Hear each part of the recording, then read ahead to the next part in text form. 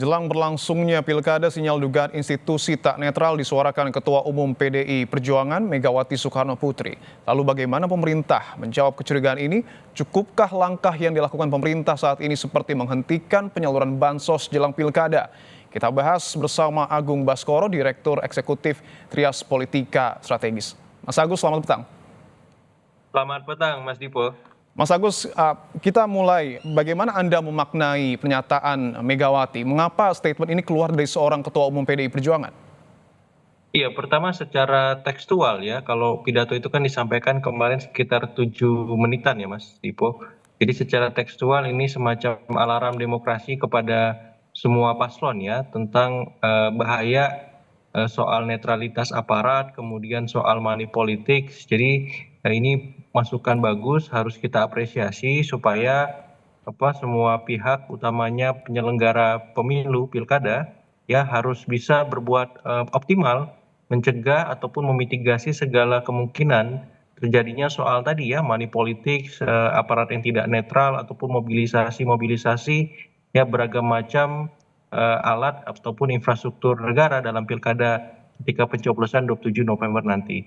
Seperti itu. Nah, yang kedua secara kontekstual tidak bisa dimungkiri ya, bahwa ada beberapa pilkada utamanya di Jakarta maupun di Jawa Tengah yang sangat kompetitif antara paslon PDIP dengan paslon Kim Plus seperti itu. Nah, saya kira ini menjadi arahan penting dari Ibu Mega untuk memastikan bahwa kompetisi yang berlangsung secara elektoral di dua tempat itu ya maupun di tempat-tempat lain dapat berlangsung secara ya jurdil-luber itu Mas, prinsip-prinsip pemilu kita seperti itu, dan harapannya ini memang bisa terejawanta dengan maksimal ketika beliau sudah memberikan warning ya ataupun pidato di kader-kadernya maupun untuk publik karena itu diperluas seperti itu. Baik, Mas Agung. Apa yang kemudian harus betul-betul ditunjukkan pemerintah untuk membuktikan netralitas aparatnya dan tidak hanya tertuang dalam aturan?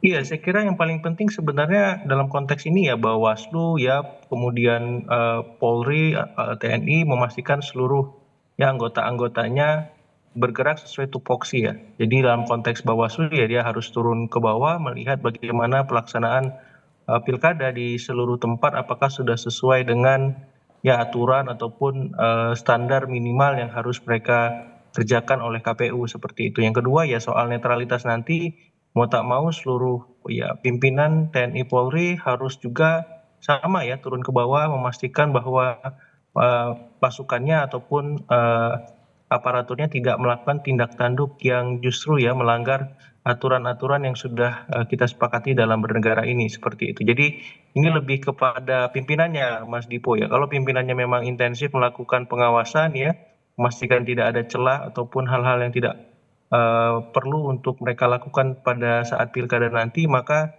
semuanya bisa berlangsung dengan Baik. sesuai harapan kita ya, jurdil luber tadi seperti itu. Lalu Mas Agung, bagaimana Anda melihat langkah Bawaslu dalam proses pengawasan ini?